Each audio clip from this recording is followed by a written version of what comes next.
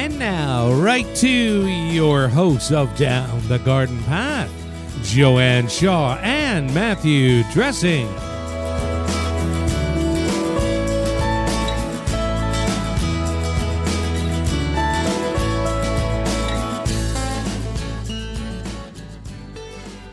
Hello there, and welcome to this episode of Down the Garden Path, where we discuss down-to-earth tips and advice while doing our best to help you seasonally manage your garden and landscape. Hello there, I'm Joanne Shaw, owner of Down to Earth Landscape Design, and with me is my co-host and co-author, Matthew Dressing. Good evening, everyone, and thank you for joining us. I'm Matthew Dressing, owner of Natural Affinity Garden Design. As landscape designers and gardeners, we believe it's important and possible to have great gardens, which are sustainable and low maintenance, and we want to help you make it happen. That's right. And we want to help you make it happen, especially at the end of August when your garden is tired and the gardeners are tired. And I know the landscape designers are tired. The trees are tired and things are stressed. And so Matt and I are here. We have a change of plans for those tuning in that might have been tuning in for a show on apples, but we will get to that guest in the future. But right now, Matt and I are going to talk a little bit about what's going on in everybody's garden and this amount of stress showing, I think, just from the drought we had, right? Yeah, that's it, exactly. Lots of different seasonal stresses appearing in our gardens after a long season, all depending on where you are going to be. So we're going to talk about what they look like and what you can do, what's causing them, what's not. So if you have a seasonal stress in your garden, we'd love to know. Send us pictures, send us questions. You can send them to downthegardenpathpodcast@hotmail.com, and we will answer your questions there. Just like Tim had sent us a question. Already, Tim's woohoo, Tim. Well, Tim had sent one midweek that I kind of think ties in, talking about how soil is an antidepressant. So I just thought it was a counter to the seasonal stresses, how it is proven that, working with soil and getting soils in our system does help us out. So you know what, we might be stressed out and there might be a lot going on, but there is still some fun and some benefits to be had out in our seasonal gardens. So yes, so thank you for joining us, everyone, here as we talk about our seasonal stresses. So you talked about seasonal stresses as a landscape designer and being super busy. You're definitely feeling that a lot more than me, than I am. So what's happening with Down to Earth? What's going on? Well, I think it's a number of things. One, I tried to take a vacation. Who thought of that was a good idea? But anyway, I think it's just the overlap. It's the overlap season where the installs, the last month and a half, maybe 2 months, there's been a lot of installs, which is, a great thing. So these are all the designs that I would have designed, January, February, March, April, all ended up being, installed in August and end of July, but yet there's still the July, August designs that, people are looking for me to get going on. And so it's just that real crossover where you're trying to be in two places at the same time. 3, if you count trying to be on vacation. So we hope you enjoyed last week's show. So I think that is because my phone's ringing.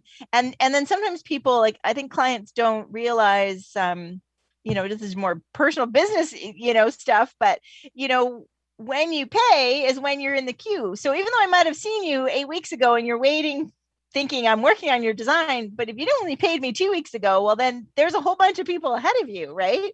So that's a challenging, just business thing to explain and to sort out. So there's a little bit of insight into my business dilemmas, which is probably too much information. So that's kind of, setting everybody's expectations, just like we have to set people's expectations. I know when those gardens that I installed in August, the beginning of August, and we were in that drought and we're watering like crazy, and the hydrangeas are still really sad and kind of tired, and some of the other plants were sad. they're setting the people's expectations. Yes, these are new plants. Yes, these are really good quality plants, but it's hot, right? Yeah, they're Yeah. hot, they're unestablished. They're Mhm. coming from garden centers and nurseries that are babying them multiple times a day, has special structures for them, irrigations for them. So, yeah, we kind of have to pick that up and run with them. It's nice to sit back and look at them because they're pretty, but they still do need your tender love and care, That's right. like Although anything young. in that case though, I think I did discover that we were possibly one garden in particular, possibly overwatering and over pampering because the nursery did explain like it's irrigated and they are getting a good amount of water, but they're just getting water once a day. Mhm. And here we were like, homeowners watering in the morning when she gets up, contractors are watering when they get there. Right. I popped by at noon and I'm like, oh my God, everything's tired, like watered again, and then they're watering before they leave and things like that. So finally somebody said, okay, I think we might need to pull back, like let the plants actually absorb that water and take, and also then I think we depleting some nutrients there too. Yeah, exactly, right? Every time we water, we're dissolving those nutrients into the soil solution so the plants can absorb them. So when we're constantly hitting them with all of that water, we're constantly re-wetting that soil, getting those nutrients, and more water gets pushed down outside of that root zone. So over some time, we start to see some different nutrient stresses and drought stresses and things. And yeah, and just for those who don't know, maybe there's some new listeners, or just a nice reminder.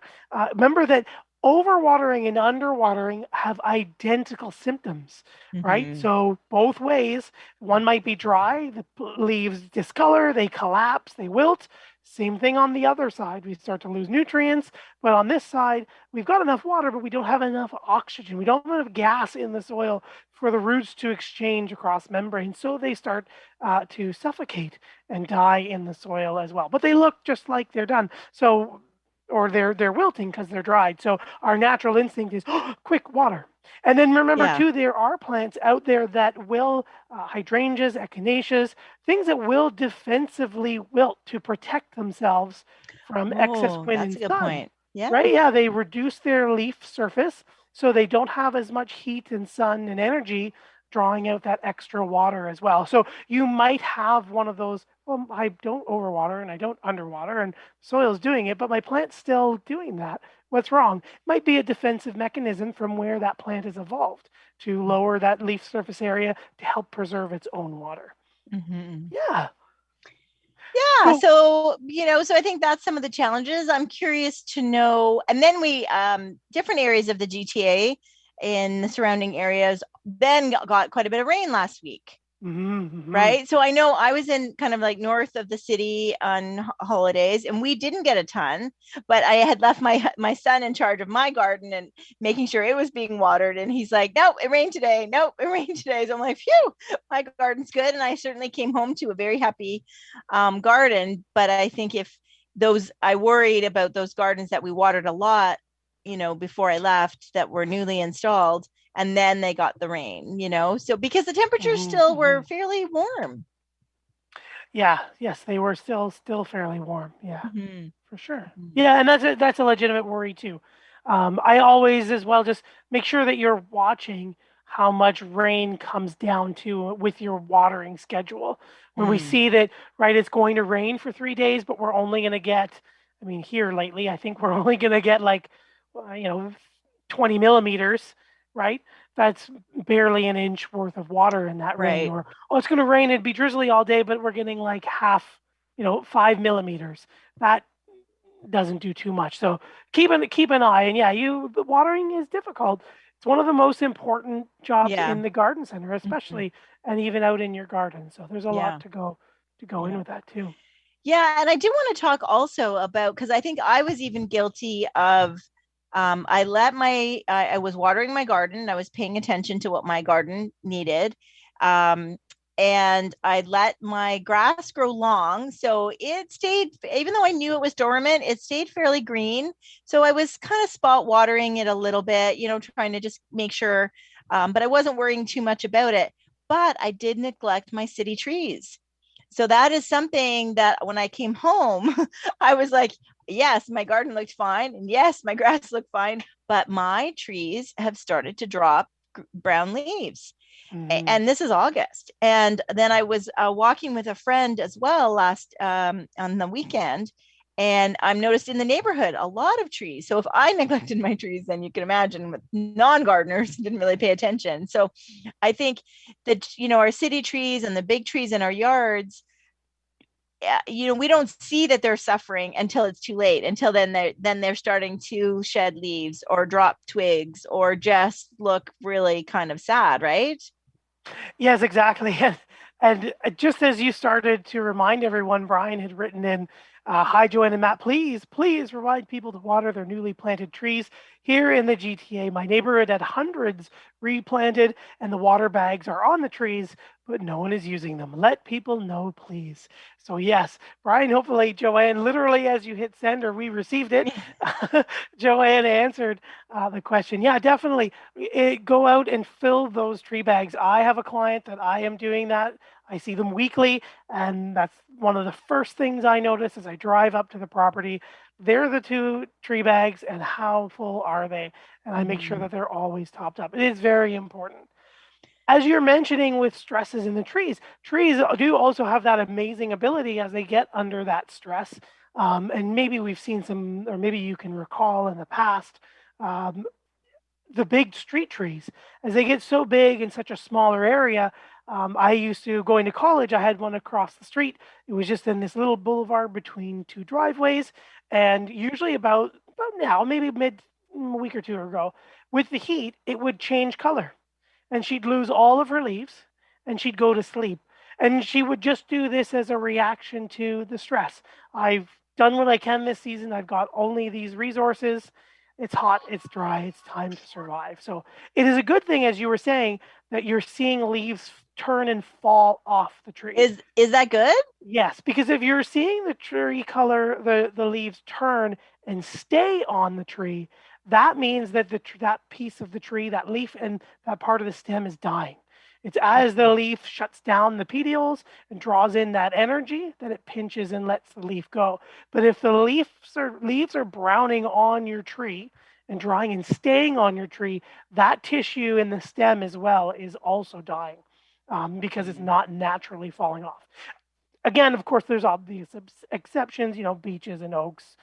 We know for sure they like to dry and let their leaves hang out. But most trees, that's not the case. If they're hanging out and they're drying and going, that's a death. That's a bigger red flag to be looking for. Okay. Yeah. So so then I wasn't sure because we have had rain, like I said, while I was away. So is that enough? Or should we also then be watering the drip line of the tree? Yeah, I mean, I would definitely be watering the drip line, especially with the amount of drought we've had. Especially take a look at the drip line. What is the soil structure like at the drip line? How pliable is it? Is there enough air in it? Has it compacted? Has it dried out? And the grass can also tell you a little bit about that too. Is it nice and green, or is it kind of looking a little stressed itself? If it's a little stressed, the soil is probably being a little bit exposed, or there's drought in that soil. So further down, there might be some remnants of spring, depending on how much rain your area got in spring. But you might need to definitely hit that tree line just to replenish that soil's water. Speaking of grass and drip lines, Mike had also written in a little earlier ago. Mike says, hello, Joanne and Matt. I really enjoyed your show last week. Thank you, Mike. Thank you for tuning in, even though we were away. I actually had a few questions for your Apple guest tonight, but that can wait. Yes, we are definitely, for those who've tuned in, we were unable to connect with Bob this evening, to no one's fault. Just things, unfortunately, just didn't line up, but we are going to have Bob Osborne back. In the meantime, definitely check out his book, Hardy Apples, Growing Apples in Cold Climates. We're going to talk all about caring for apples and buying apples, etc. So get your questions ready.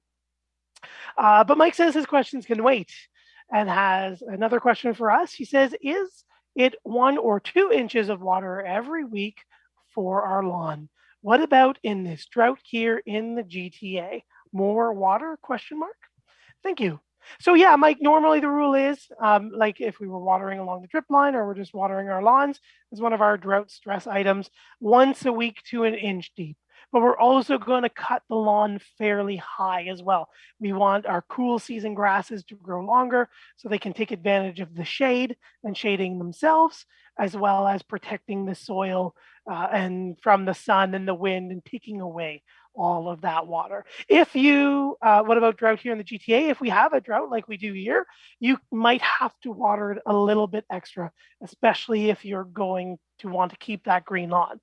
However, the drought, that dormancy period where we get that nice brown lawn, that is not dead grass.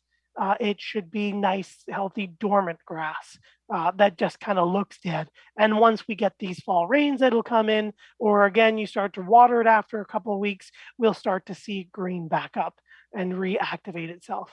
So yeah, Mike, it depends on if you want to keep her green. If you're fighting to keep her green, you might have to increase to 1 or 2 inches or increase the length of your mow. And you should be okay. But yeah, usually once a week, usually in the morning is nice and good. The sun hits them. They start to actively grow and react to the sun. And then you're good to go. So hopefully that answers your question. Excellent. Gail has written in, hi J&M, I like that. I know that permanent professional sprinkler systems are very expensive to buy and maintain. Somewhat, it depends on your property, but they're saying I bought a $30 automatic timer for my outdoor water faucet, and it is a lifesaver. I just put on my hose and sprinkler at night and set the timer for 7 a.m. in the morning, and voila, instant watering. The best way to do this water if you are busy and cannot do it properly. Yeah, that is a great, thanks for the tip. I mean, those are a great thing.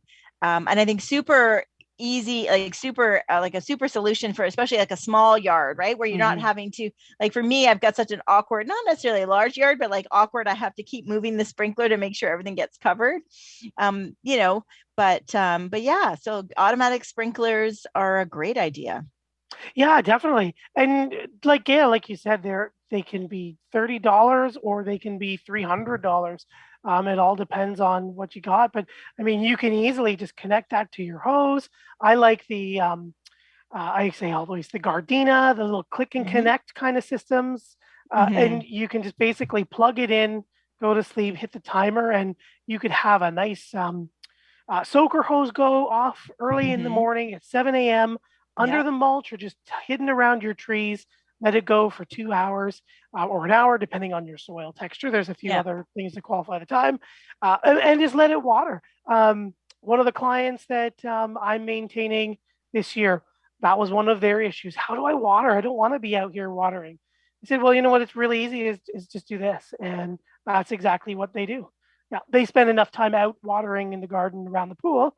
They just turn it on themselves and we've set it up. But yeah, that's a great tip, Gail. Yeah, watering can be as enjoyable as you want to. I love watering and taking care of each plant one at a time. Maybe that's a nursery thing for 16 years in the nursery kind of deal, but or you can make it as automated as possible. So yeah. So drought is definitely one of the biggest stresses I think we're seeing. Obviously, not in our own gardens, but province-wide and all across North America for sure. We touched on overwatering as well as one of those stresses. So remember, if you're not sure, take a look at the soil. Always do a little bit of dig around that root zone. Take a few spots in your garden. I know right now, even though we have the drought, I have a client this summer that I'm looking after, and overwatering is one of the issues in our garden. And what happens is we've got their irrigation going, but they're at the bottom of a hill in the subdivision. So at the edge of the hill, their backyard is the swale. So they've got all the water coming down through the swale, but their yard is also just kind of levels off and dips just a little bit before it goes out into the street and into the sewers. So we've got a couple spots where we've got some boxwoods that are sitting in a little bit of extra water, and they're starting to flag, and a few other little things. And then, of course, our natural or native soil here in the GTA is a clay loam. So being a newer subdivision, they do still have a good amount of clay that isn't letting the water pass by. So we are picking some new plants for clay and water resistance. So take a look, see where your water flows. Make sure you're checking those pooling areas, even though if we're in a drought, but you are irrigating. Take a look at where those waters are pooling and how it's flowing, and making sure that it's leaving in the right way from your yard. Oh, Excellent. so what other? Oh, sorry. Oh no, I was just going to say the same thing. What other stresses?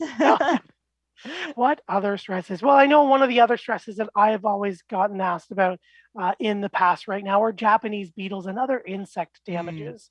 Okay.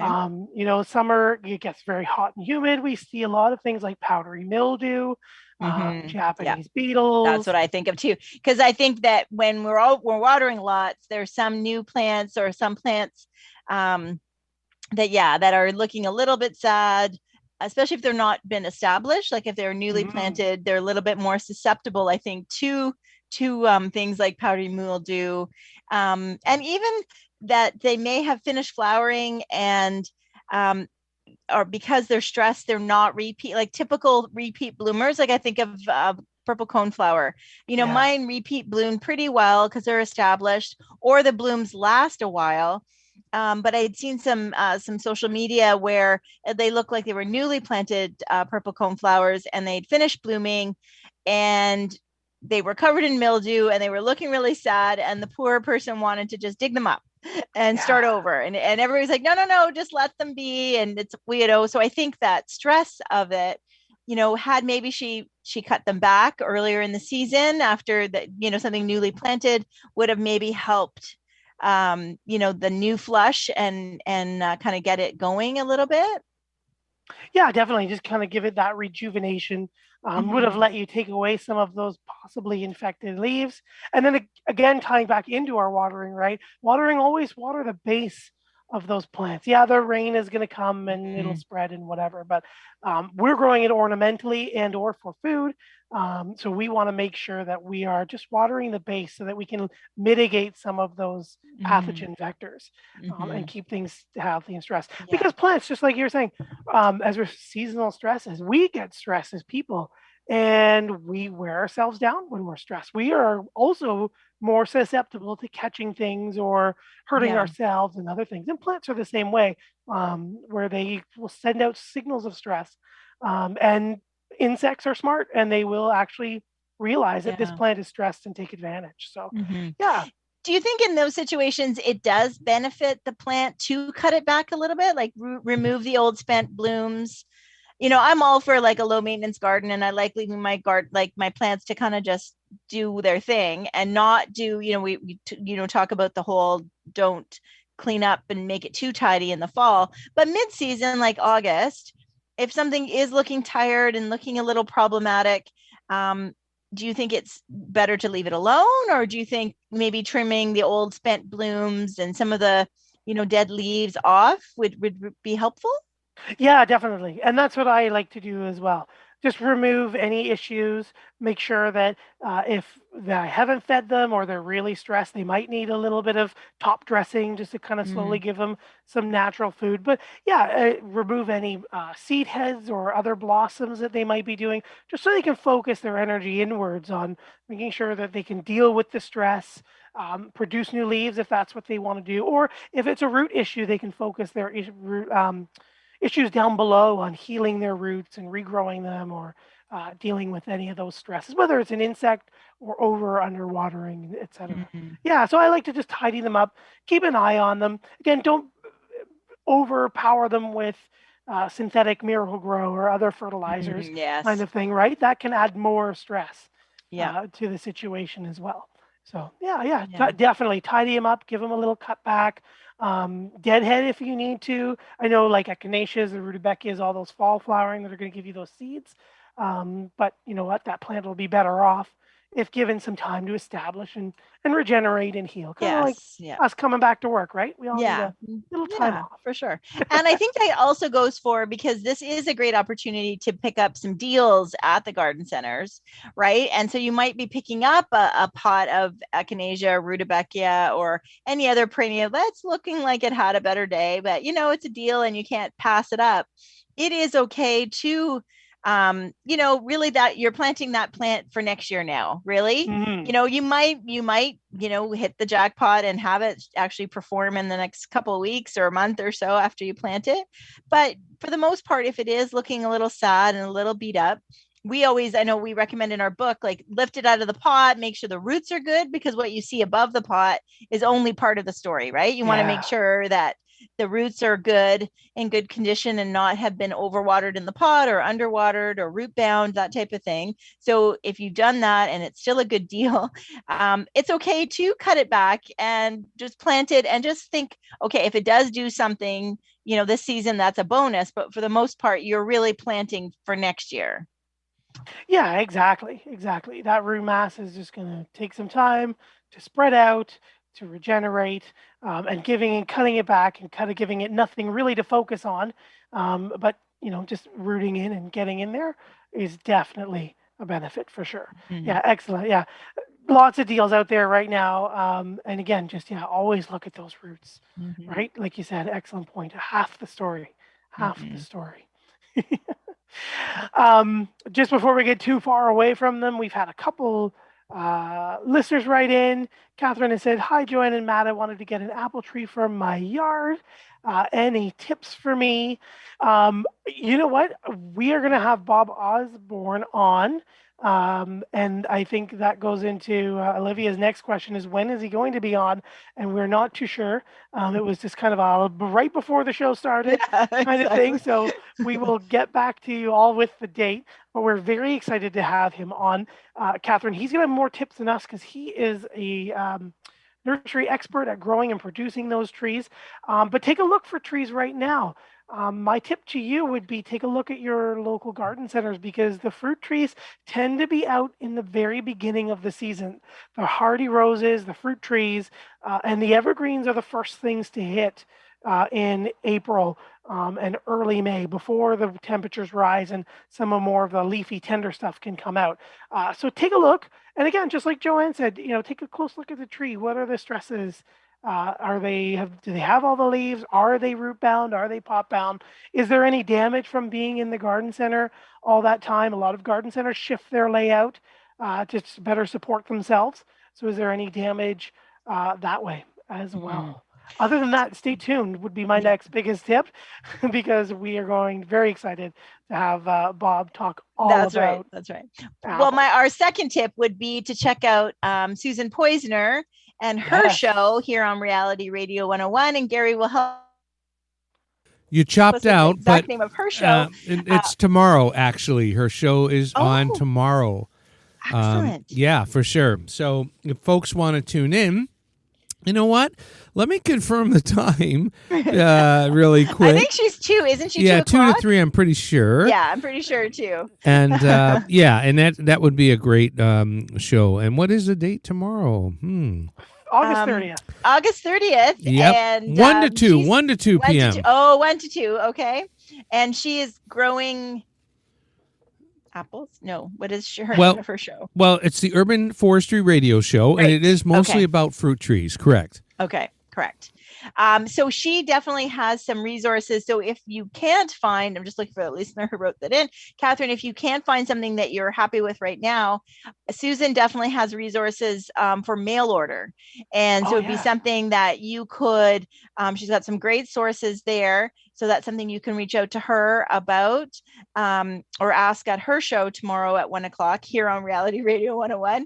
And so it might be something that you are going to order now, and then the growers will ship to you when it's appropriate. So it might be, February or March, but it tends to be, the best time according to the grower. So yeah.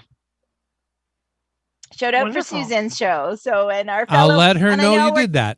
Oh, good. And we had a great time. I know Gary replayed. We had a great time being guests on the Food and Life show. Right, the Food Garden Life show, right, Thank with you. Steve and Emma Biggs. Thanks.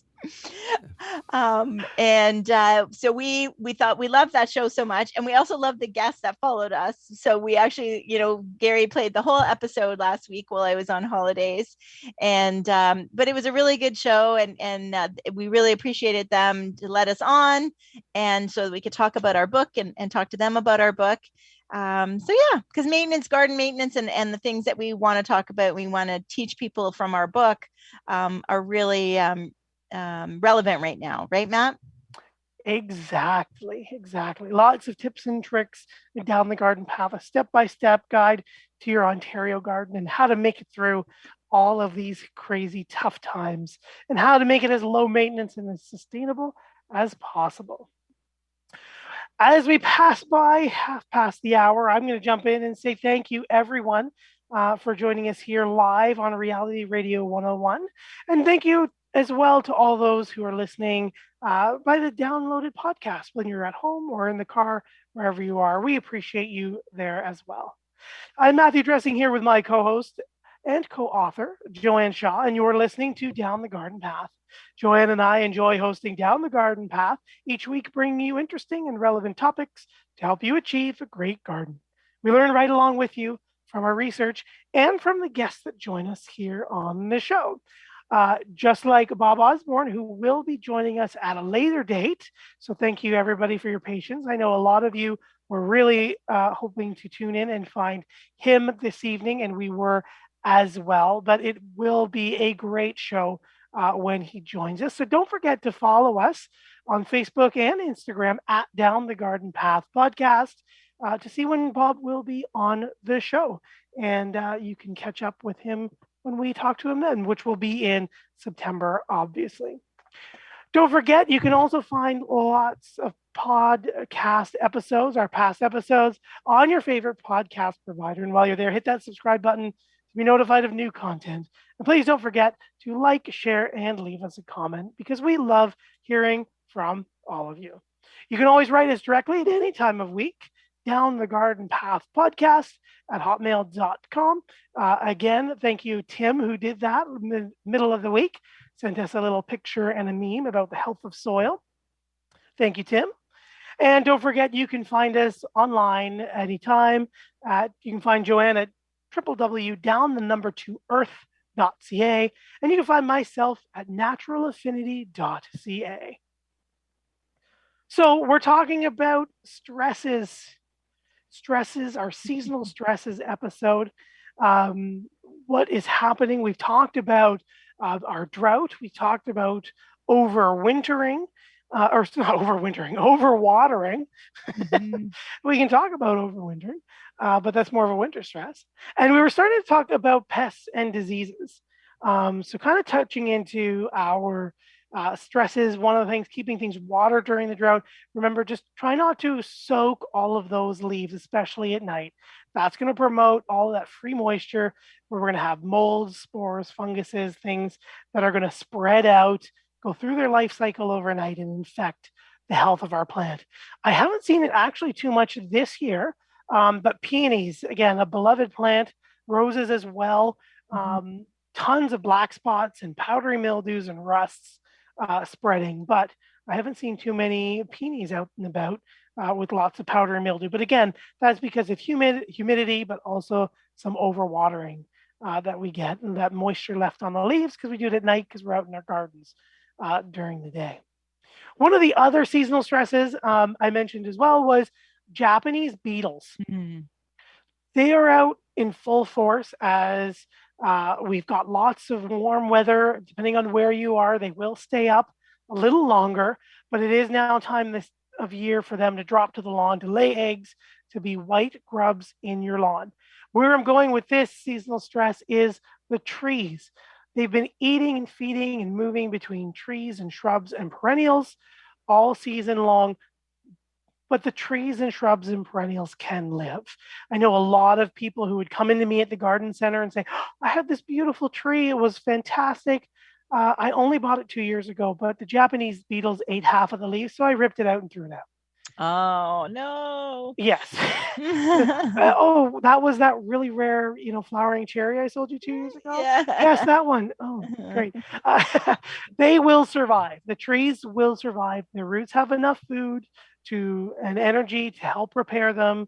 The bark, the cambium layers in the twigs will help regenerate and seal themselves off. They may look ugly, but things that are affected by those plants are going to be perfectly fine. Remember, all those leaves are going to fall away. Just clean them up and get rid of them. And when you're cleaning up anything, we were talking about it as well, cutting back diseased perennials and things like that, or other things with insects. Remember, don't put them into your composts.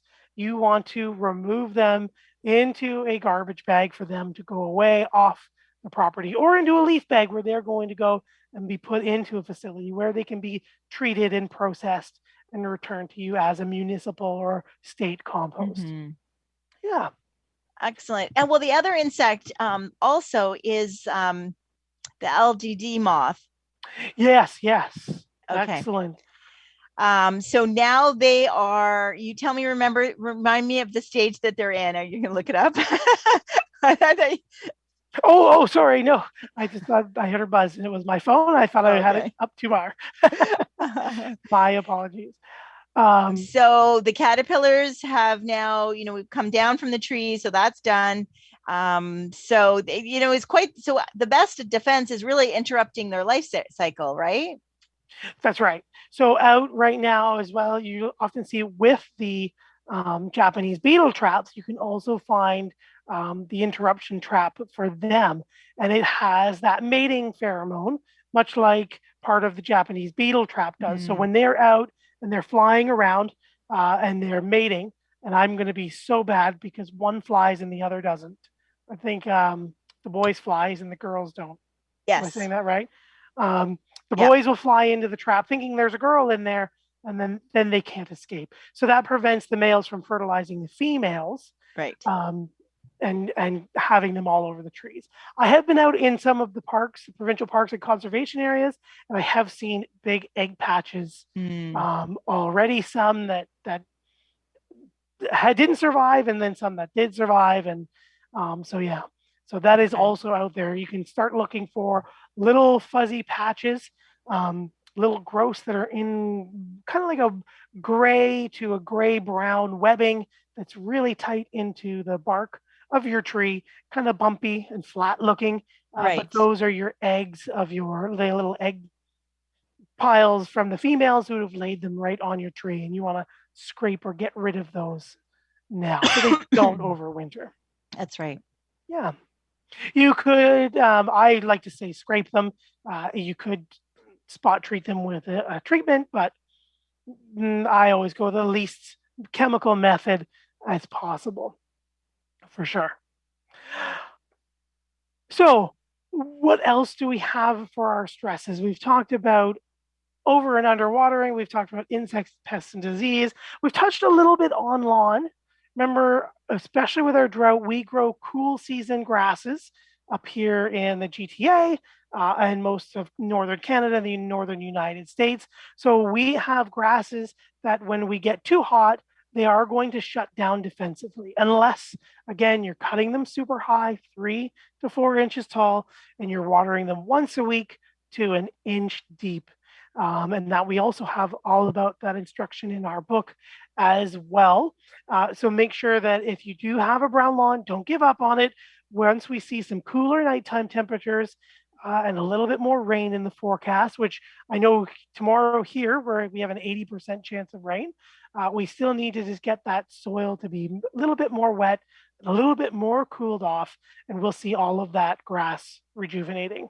Now, if you do have a lawn and you do have kids and it has been dormant for a while, make sure to stay off of it as well. After about 4 weeks, the grass has been so dried out that any traffic stepping on it, driving on it, letting the dog out on it can start to damage the structure of the grass itself, as well as the soil. And that's where we get weird patches and as well as weird dead areas or irregular dead areas as the grass re-wets itself. We all are also coming in. Also, I think I just said a very bad word there, a weird word there. That, but we are coming into, again, Japanese beetle season. So it is nematode time. Nematode. Because aren't the Japanese beetles, they're winding down, right? They're about to lay their eggs. Right. We're going to see them up above ground because it is so warm still longer than they normally will as August kind of turns down. A couple of years ago, they were out till like the end of September, like the 20th of September. But they have been laying eggs, and they do take about 2 to 3 weeks to hatch. And so now we're at that point as we're end of August, beginning of September, where they're going to be young and right close to the surface. So now is the best time to start laying down those nematodes. Those nematodes are going to swim around, infect those little baby grubs, multiply, and start to fortify your lawn. Excellent. So, yeah. Okay. We do cover, so we do want to give a shout out to our book, Down the Garden Path, a step-by-step guide for your Ontario garden and beyond Ontario gardens, where we do talk quite a bit and give you kind of lots of detail about nematodes. And we also have several past episodes about grubs and nematodes. But for a recap, I think the key thing is making sure you're getting quality nematodes, right? So they from check that they would have an expiry date. So check when you're going to a garden center or a big box store. I recommend going to the garden center to get them and making sure that they're fresh. We have some tips. Hose end sprayer. But the biggest key, and especially because of our drought, is making sure that you've watered the lawn well before you even apply the nematodes, right, Matt? Yeah, you want to give your lawn a good watering for at least 30 to 45 minutes before you start to put them down. And then you're going to water them in. And then you're going to give one last little pass over with water once more, because the water that you've just put down through the hose end sprayer, all those little droplets that are now glistening on the grass surface have nematodes in them. So you want to make sure that the leftovers that are on the blades get pushed back to where they can do their most work. So give them 30 to 45 wet, water them in. They are swimmers, and that's why it's so important to make sure that your soil is moist and stays moist for the better part of the week to a week before it really dries out. You need them to get into their home. And then, of course, we have usually the fall seasonal rains come in and help you with that watering. But absolutely. Yeah, so it's not a one and done. And I think we both had experience where people say, oh yeah, I tried nematodes, but they didn't really work. But really it's really important that you do the watering. And I think some people either neglect the watering beforehand, apply them and then stop watering, or I think it's really I wouldn't say it's a lot of work. It's not like we're digging and cutting and you know what I mean. Like, it's not a lot of work, but there is a stage that's really important to be more successful. And I think watering your lawn area very well before applying them, and then continuing to water. And the time of day too, right? We don't want to be applying them in the middle of the day, even if that's the most convenient time. It is preferable to water them at near sunset, right? You said a little bit more in the evening. Yes, and this is because we very often talk about when to be watering things. And I always say early in the morning. This is probably my one exception to save something that's really needs some water or there's an issue. But is watering your lawn with your nematodes. It's best to do it in the evening as the sun kind of hits eye level on the horizon, or you've got an hour or so left of sun left to do it, because you're going to have the cool weather. You usually don't have, unless there's a storm coming, like right now, there's not too much. You don't have the sun beating down on an microscopic organism that is soil borne, that's never seen UV rays in its life. You don't have the sun, drying the water as it evaporates when it leaves the hose to the lawn. You don't have the wind blowing it away. And then you have in the evening, you've just got that nice, cool, long period where things are going to stay moist, give them time to travel and settle in and really get to where they're going. And then you just need to make sure that you're staying up on the watering. So Mhm. so don't do it during the day. Right. And so I think we're good. Like we're just starting to need to apply. And I think the month, depending on the weather, but you pretty much have the month of September, maybe a week into October to do that. Right. So, I think does it depend? Like, how do people know when's best time for them? Like if their Japanese beetle traps are still full of Japanese beetles, should they hold off a little bit longer or? Yeah, no. So you can. So yeah, like I was saying, like because of the warmth, we're going to see a lingering presence of the beetles. But mom has gone down and laid a bunch of eggs, which start to happen and hatch through. We usually see most of them mid-August to the rest of the year as they get bigger and bigger. Okay. So anytime now, go ahead. The nematodes will try to go further south or down in the soil as it cools off. So when we get to about mid-October and the ground starts to get colder, remember the ground stays warmer than the air does. But once we start to get the soil dropping below 10 degrees again, which is October to mid-October, that's when we're going to probably stop.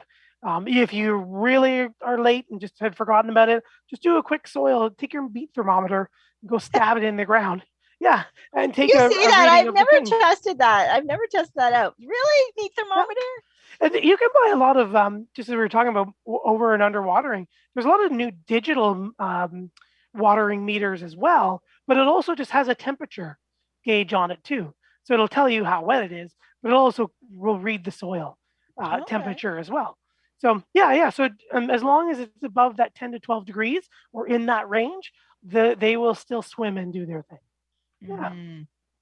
Okay.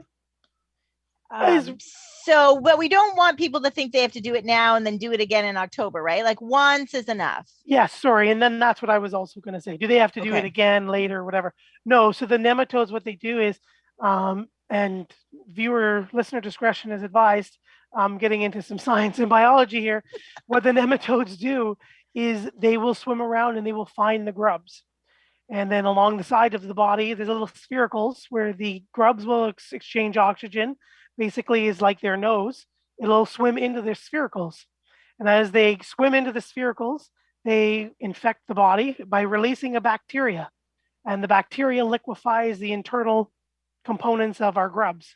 And then the nematodes swim around and eat all of the melted insides and re-ingest the bacteria.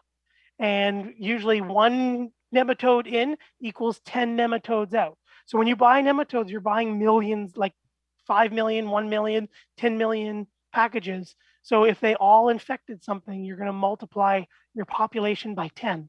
So 100 in and 1,000 pop out. So you usually have to do it once, especially if you have a healthy nematode population.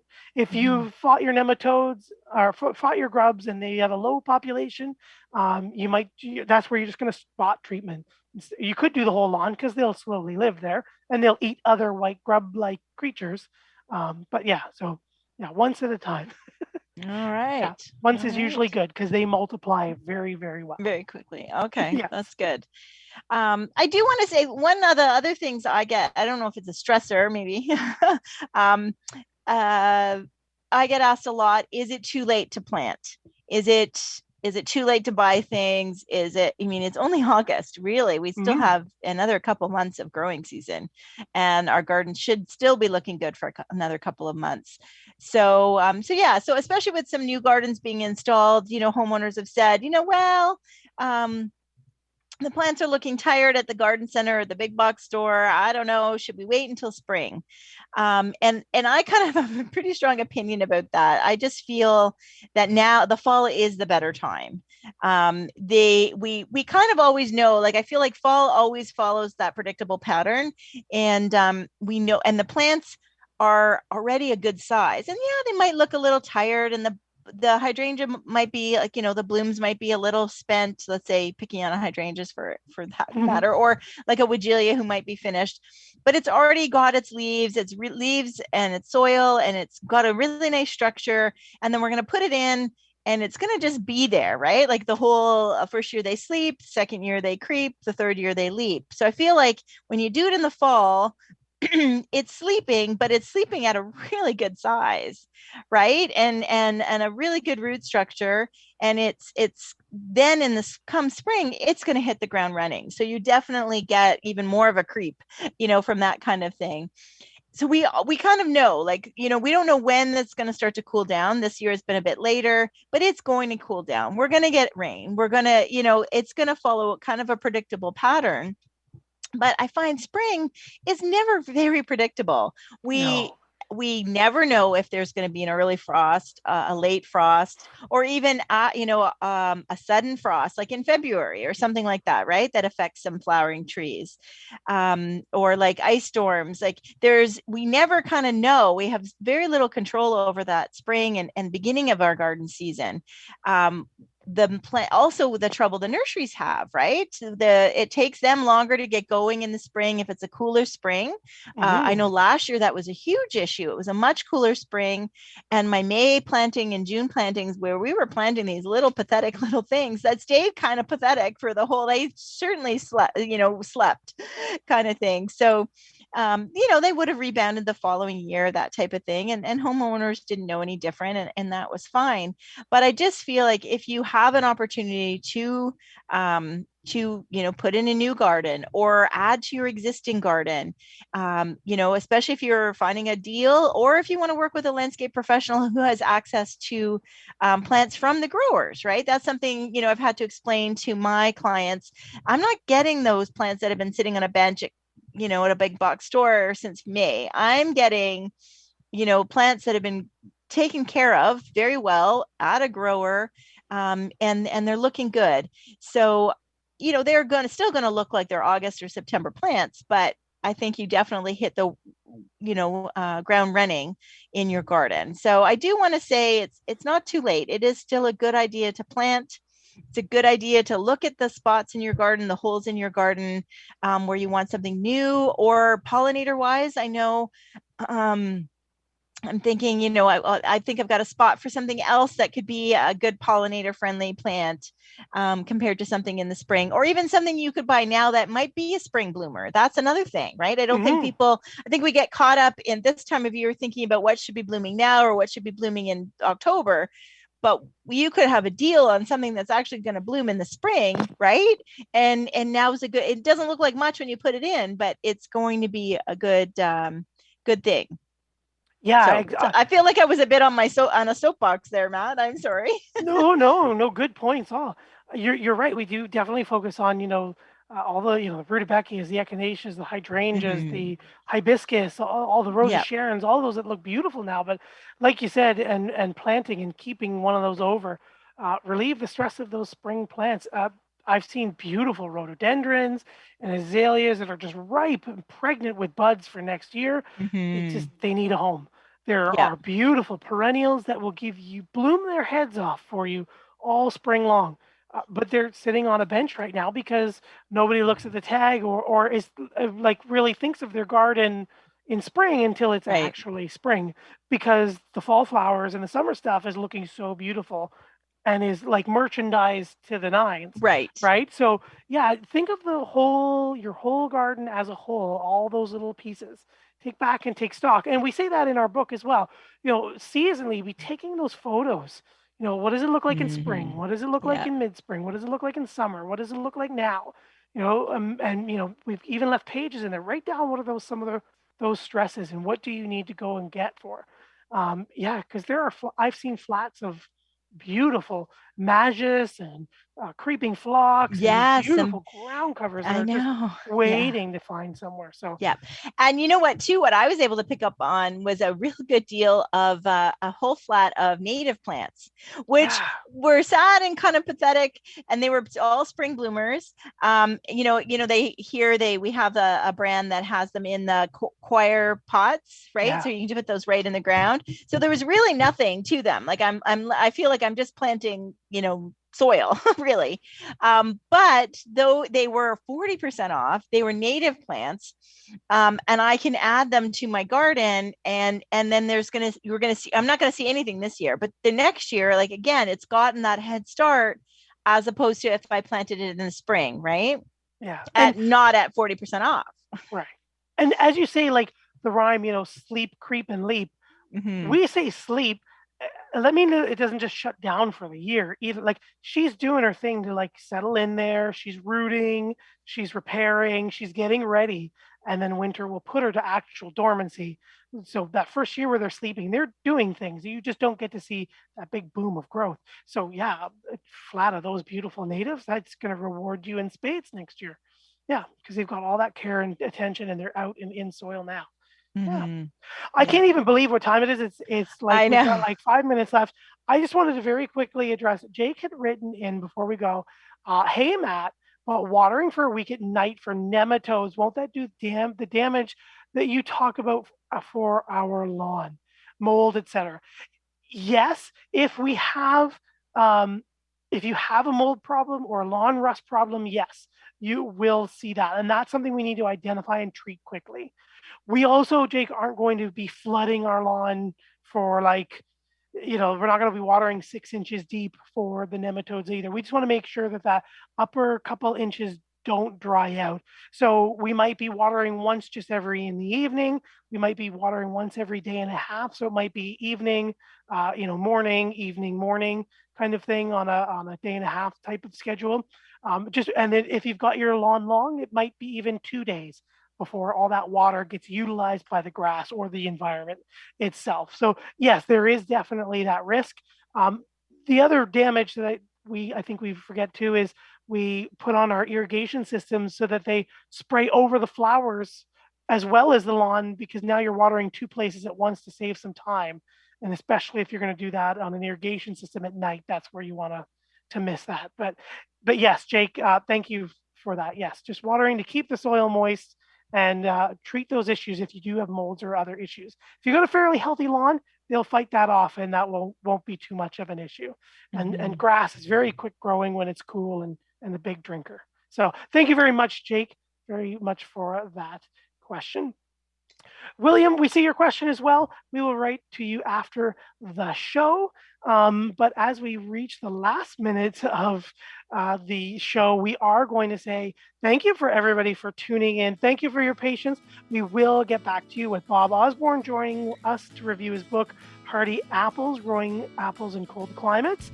I know you have lots of great questions.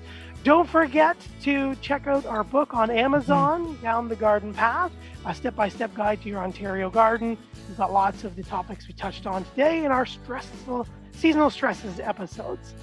So we look forward to seeing you next week. Thank you for tuning in here live on Reality Radio 1 and downloading or listening via the podcast.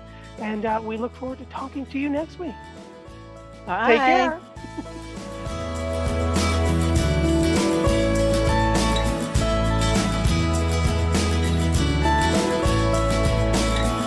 Thank you for listening to Down the Garden Path with your hosts, Joanne Shaw and Matthew Dressing, right here on Reality Radio 101.